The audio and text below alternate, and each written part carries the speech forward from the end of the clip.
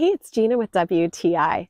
Are you ready for the most delicious and nutritious dried worms that you've ever had? Don't worry, I didn't eat these myself. That's what the ducks and the chickens told me.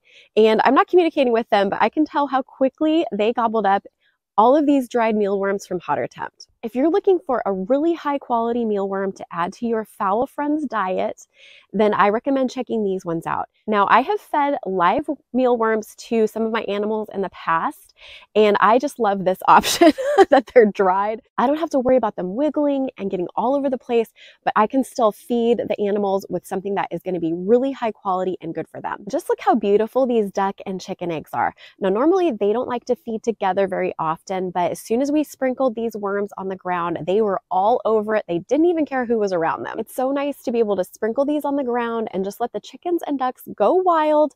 It encourages them to forage around for all of nature's bounty, and I just love that. These mealworms have a really good mix of minerals and different fats and other things that make them super high quality and good for whatever animal you're feeding them to. You're not going to be disappointed with the results that you see from Hatortempt's mealworms, and that's my point of view.